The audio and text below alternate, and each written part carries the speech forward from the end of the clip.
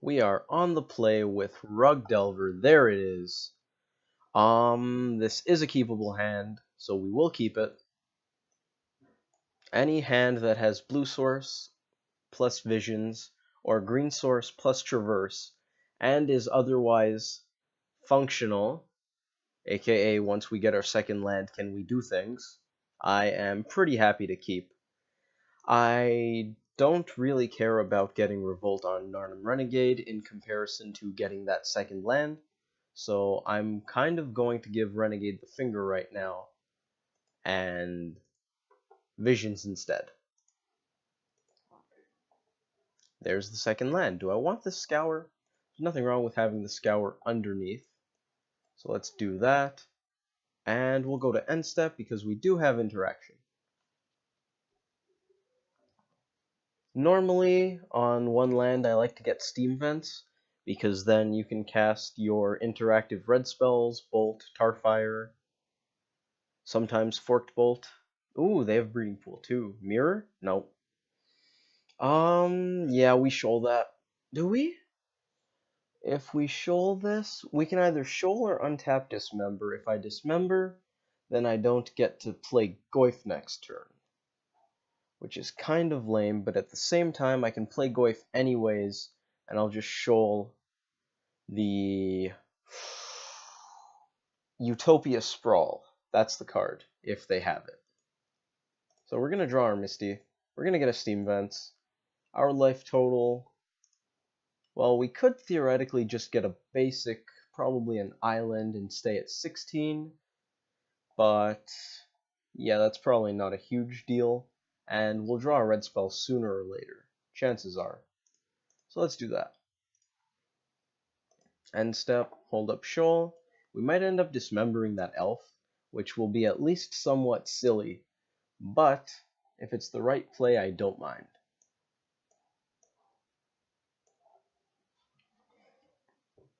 It looks like a...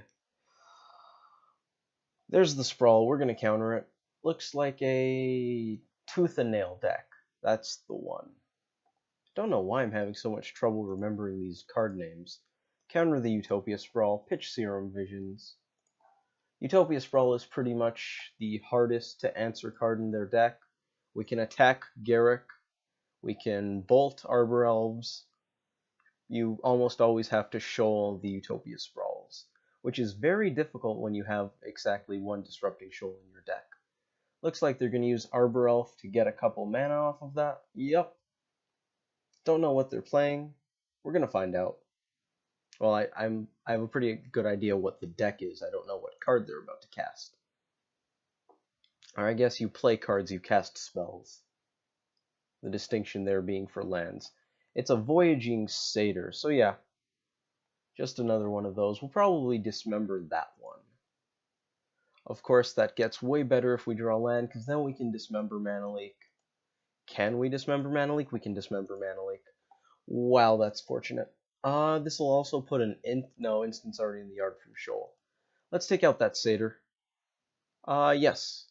I will pay quite a bit of life. I don't mind. You can't survive with -3 toughness.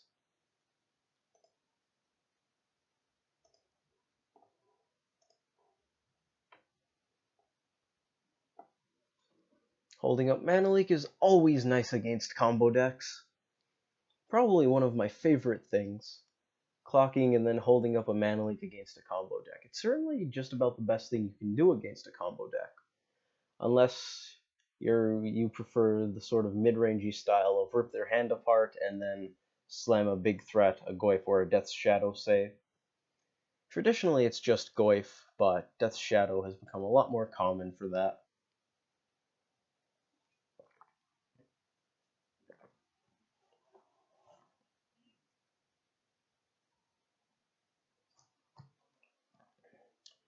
Arbor Elf activations are fine. If they play anything threatening, it's just going to be Mana Leaked. Hopefully it's a Garruk. I would like to get Planeswalker in the bin.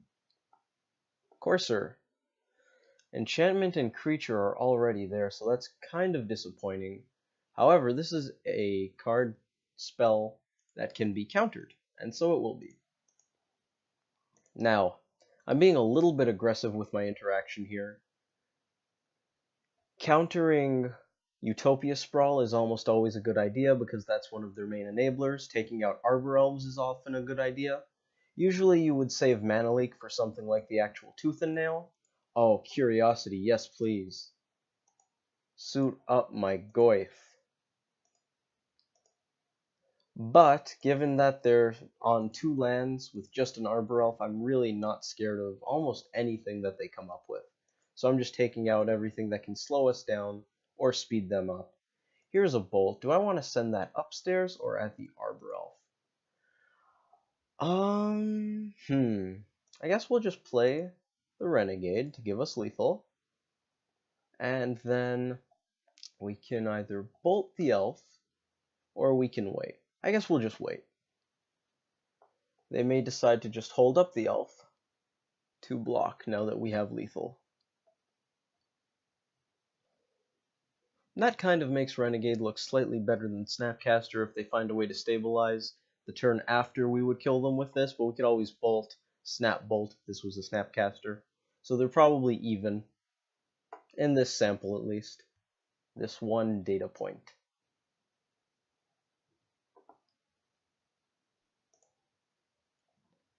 If they fetch Shock, we have Death.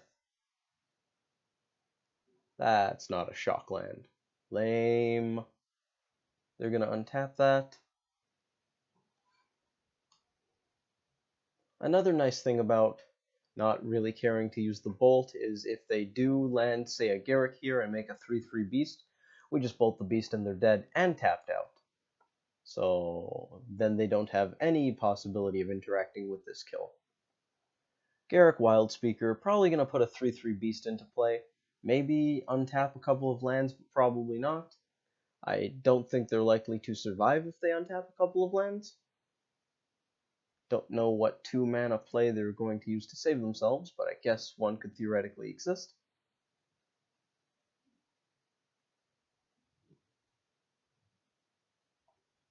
Ticks down. Looks like a beast. Yep. It's just slightly safer to do it this way. If our opponent had any semblance of comboing off on us, I would have killed the elf right away. But in this case, we may as well let them tap out before we kill them. Second bolt. Nothing matters. That's funny. So Curiosity's staying in, even though it didn't technically do much that game. That's got to be my favorite thing up against a combo deck. Clock, Curiosity, Counterspell. That's the one. That scratches the itch. Vapor Snag, and maybe Simic Charm too, but I'll at least consider keeping the Simic Charm. Vapor Snag's gonna go because it has next to no targets against them. Huntmaster doesn't seem particularly relevant. Often Tooth and Nail plays red-green, although I suppose you could always get red off of the Utopia Sprawls. Sometimes green-blue for Kiora, that can also untap things. Also, Kiora's Follower is a 2-drop that untaps things. I think it actually has slightly better stats than the Voyaging Satyr, but it's, I guess, slightly harder to cast, so that's fair. Blood Moon doesn't seem particularly great against a deck that can just fetch out a forest and untap it to get green several times. Surgical seems pretty bad too. Our sideboard does not look well equipped to deal with Tooth and Nail decks, which is likely a function of them A, being fairly rare, and B, our main deck being pretty good against them. I think I can safely get rid of Dismember. We're not looking to Dismember Xenagos. That's assuming they have the devotion to turn Xenagos on. Their usual combo kill is Tooth and Nail for both Xenagos, the God version, not the Planeswalker, and Emrakul the Aeon's turn, Torn. At the beginning of combat, Xenagos gives Emrakul +15/+15 and haste, and then you die. Dismember could theoretically break that up, but that's not the part of the combo I really want to interact with. I'd rather get them on the enablers or tutor. And it's almost dead otherwise. We did use it there, so it has some credit to it. I might, you know what, we may as well keep it, I guess. Our life total is not going to be under stress, not really any pressure whatsoever. And I was probably going to bring in pyroclasms anyway, so I guess the 1 mana interaction is slightly better. Instant speed is a point in its direction, its favor, if you will. I kind of like pyroclasm for if they have a couple of pseudo mana dorks like they did that game, so maybe I'll bring it in, but we're at 60. Is there anything I don't like? Maybe Simic Charm. Maybe. They don't have a lot of 2-drops, so I'm not even concerned about Shoal there. So maybe one of each. Get the best of both worlds, kinda, sorta. Traverse is kinda bad. Let's take out one of those for another Pyroclasm. Submit that. That seems good. Traverse in this matchup is pretty much only getting us a land. Unless we get to the late game, have a Bolt in the graveyard, and want a tutor out a Snapcaster Mage. We also need Delirium on for that, though, so that's pretty unlikely. I think what we're working with is pretty good here.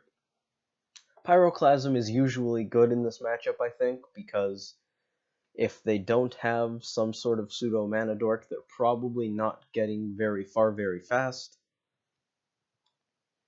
Not sure why our opponent has 0 cards in their hand currently. We technically do too, so I suppose that's why, but I guess we haven't actually joined the game, maybe?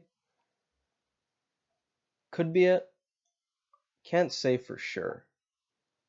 Just says the score. We joined the game. They joined the game too. Both libraries have apparently been shuffled. Thank you, Xmage. I appreciate that.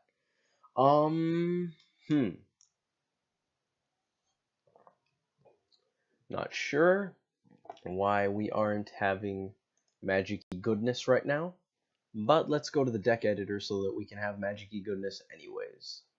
Load. That one. Let's bring this into focus. Cool. This is the deck we're playing right now. I'm going to intermittently be going back and forth to make sure the game hasn't started without us. That would be unfortunate. This is our 75. It's a nice 75. I like it quite a bit. So in this matchup, I believe this is how we sideboarded. Revelry comes in because they play relevant enchantments. We brought in 1 Pyroclasm. We took out Vapor Snag and I believe Simic Charm. And oh no, we took out Traverse. What else came in? Not this Dismember. Yes, this Dismember, I think. I believe I brought in both, which is kind of weird because Dismember's not even close to for this matchup. This hand's great. I love it. Oh man, do I love this hand. We have literally no interaction, and I don't know if we technically can race them. But we have cantrips, which could draw us interaction. We're on the draw, which means we're drawing. And we have turn 2 Mandrills. So even turn 2 Mandrills and Delver. That's a clock. That is a clock. I can't imagine they would start with Utopia Sprawl. Well, I mean, I could imagine it, I just don't think it would be very good. For them to start with Utopia Sprawl while having a untap effect, or at least a 1-mana untap effect in their hand. I think I just pass. I don't think we play Delver, because I'd rather we fetch, that's 1 card, Thought Scour puts 3, we're at 4, fetch a second time, 5 cards in the bin, Mandrills cost 1, Delver costs 1. I think that's better, but if we go fetch, play Delver, 1 card in the bin, turn 2 Thought Scour and fetch 5, and then we just get to play Delver a turn sooner. So that is technically better. I'm not going to get a basic island because we have so many blue cards, so I want to be able to use those blue cards. We're going to be getting non-basic lands, probably for the entirety of the game.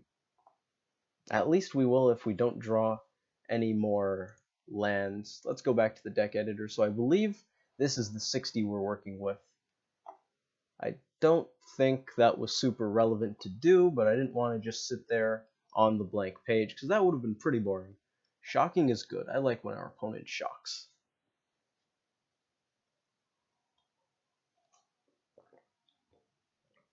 Kiara's follower, there it is.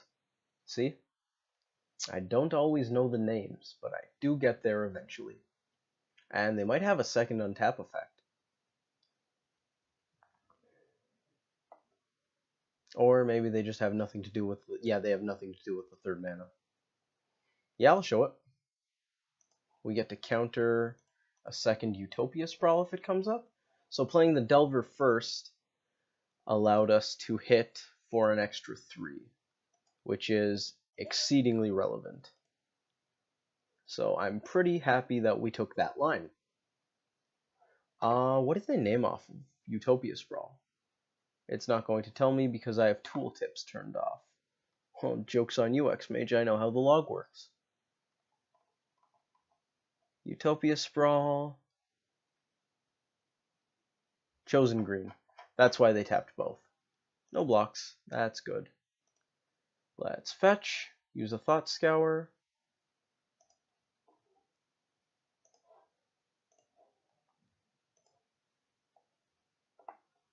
Get the breeding pool. I'd like to fetch first because I really don't want to Thought Scour away the breeding pool. We're going to pay blue. We give up the chance of casting a lightning bolt right there if we happen to draw one, but I think that's okay. And do I want to leave any of this? We have 3 card types. We can easily get the land and the instant. Yeah, we're just gonna... Oh, no. No. I'd rather show them that. That's okay.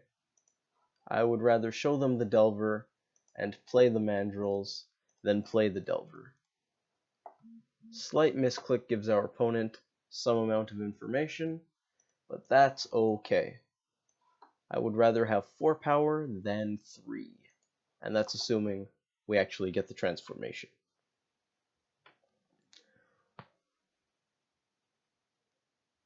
Now, our opponent is doing pretty well for themselves, so we might be facing down some trouble if we don't draw into interaction. Turns out they are playing Temur colors. Here's a Garruk. They could make a decent bit of mana after this, which is a little scary. A lot scary, actually. They can make, I believe, 5 mana. Untap the forest and a land. Tap both, that's 3. Untap the forest, 5. So their turn is not exactly close to over. If they have a second Utopia Sprawl, I will be ecstatic, because I will be taking that one out. She'll probably pitching Thought Scour, I would think. Although maybe we'd pitch the Delver, hoping to scour into some interaction. That's possible.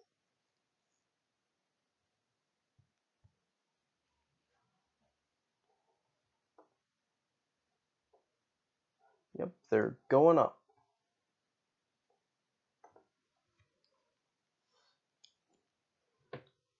It's pretty unlikely that they have any actual interaction, so I think I just want to put the Curiosity on the Delver, although Hooting Mandrills is going to connect anyway, so that's not a big deal.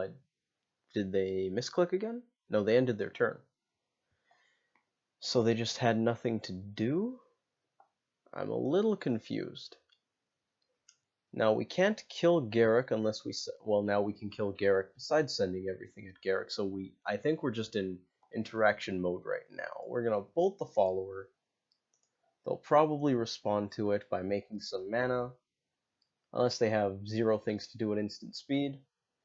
Don't actually know. We should have played this land first. That was a misplay.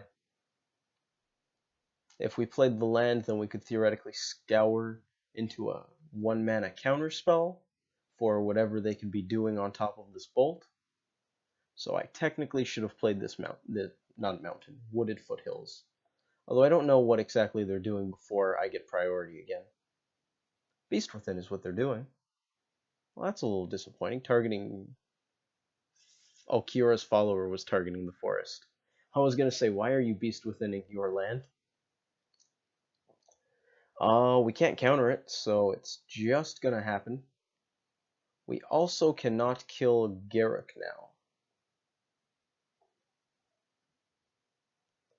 So we're going to play this land. Do we want to... That's a pretty nice beast token.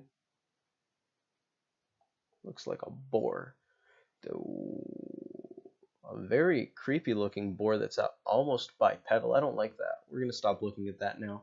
We can't kill Garruk with Delver, which is really disappointing. So I kind of just want to throw the Curiosity on Delver and go for the face, see what we can draw.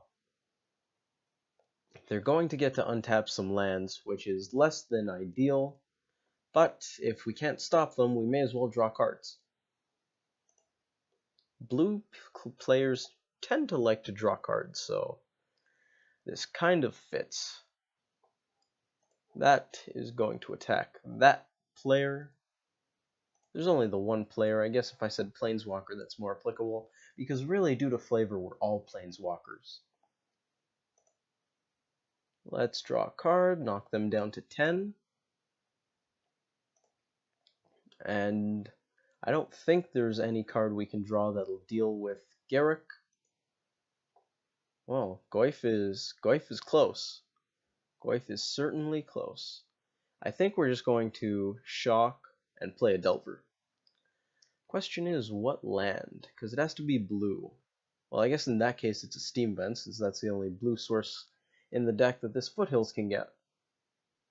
I should actually have checked if Steam Vents had been milled previously. That could have been bad. Could have been bad. Let's get a Steam Vents. There's not really a big difference against this deck between 13 and 11. There's not a huge difference between 14. There's really not a big difference if they are on the Xenagos version between anything but 31 and up, since they can do 30 damage to you, unless we have a Delver back to block. That's possible. An Aberration specifically, because the Delver needs wings. But yeah, don't think there's much of a downside to shocking there, if at all. We still have Shoal, which is nice. And we're looking to hit them for quite a bit, even if they tick up. We could just smack Garruk around a little bit. If they make a beast, we can kill Garruk with the Delver. The flipped one, assuming the other doesn't flip, because then the one with Curiosity is going at the face. They're making some mana. How much can they make? They can get 8, I believe, which isn't an Entwined Tooth and Nail. Did they play a land? They did. Okay. I was going to say, if they play a land, they might be able to get an Entwined Tooth and Nail. And that's pretty scary. But they didn't. Which is very, very good. Oh, Primal Command is big. Really hate that card. Not as a card itself, but I just don't like it being used against me. Because the green ramp decks tend to love it. For good reason. So, non-creature permanent goes on top of our library. We lose this Delver, Curiosity goes away. Maybe they just get rid of the token. They could gain life. Let's see what they did. Mode 1, targeting themselves, and Mode 4. So they're gaining life, and they're going to get a creature card and put it into their hand. Okay, happens. I'm not entirely sure what that creature card would be. Maybe another untapper, because Garruk's kind of gonna die. Them gaining 7 life especially makes me want to take Garruk out. They can Eternal Witness and try to loop Primal Command. Oh, that's sweet. Oh, that's so cool. Kind of like Eternal Command with Eternal Witness and Cryptic Command, using Aether Vial to repeatedly cheat Witness in, and then you can Cryptic, bounce the Witness, and just do it every turn. They can get as many Witnesses as they have in their deck to just keep recurring that Primal Command, which is really cool. It is still pretty likely that this Garruk dies, which is nice, because if we kill Garruk, they can no longer Primal Command and Witness in the same turn. 5, even with a land drop, that's only 6. They would need 8, so that's good. I don't like playing the long game against combo decks, but with them at 17, we do have to go a little longer than normal. I don't want that, I think. Do I actually want to scry? Maybe I keep that. We're not going to reveal it, but if I use the Scour, then I theoretically lose Shoal. The only downside to that is if they have another Utopia Sprawl, because I probably want to play Goyf and pressure them. Step 1 is killing Garrick, but since this didn't flip, we actually can't do that. If they want to block, they can block the beast, lose their witness, Garrick goes to 1. Then they repeat that loop a little bit. They won't get too far with it. We can go Goyf Delver and just put the shields down, which is probably what we're actually going to do. It's unlikely that they combo off with Primal Command +1 card +1 draw step. So I believe we just attack everything at Garrick and then put the pressure. Garrick, Garrick, and Garrick. They lose their witness, at least the first witness. They can always get another one. Garrick goes to 1. Now because they can do that, it's possible we actually want to hit them. They take 3, we draw a card. I actually kind of like that. Let's undo.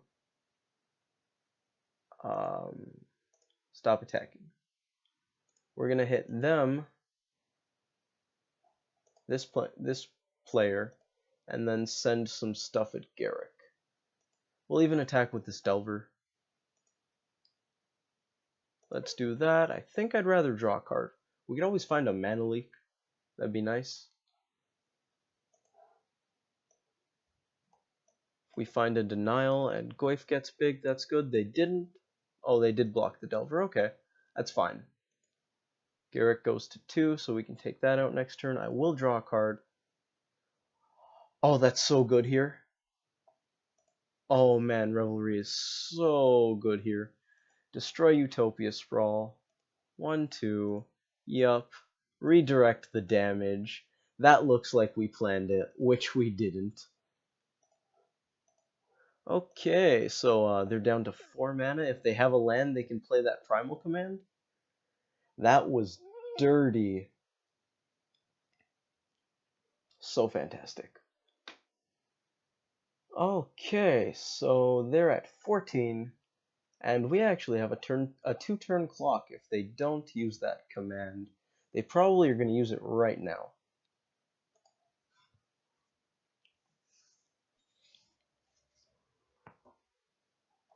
Going up to 20 seems pretty good. They can also bounce one of our creatures to the top of the library.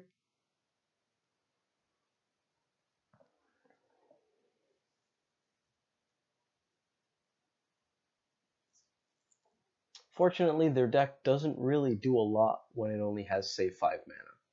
Mode 1, Mode 4, same song and dance, that's okay.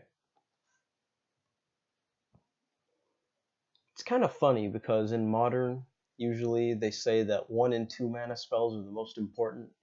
So 3, 4, 5 mana spells have to win the game. And since their deck assumes that it's going to have access to, say, 7 or 8 mana relatively early on, say turn 3 or 4, I'll reveal that they actually have a lot of kind of do-nothing-y cards in their deck, given that Tutor Out Witness gains 7 for 5 mana worth of tempo is kind of just sad against 9 power of guys. Very bad tempo play. That's why people don't play life gain a lot, though. I don't really see a downside to playing this island. We can Goyf with several things up. It screams we have you dead on board, and I like that, so let's do it. Let's do it.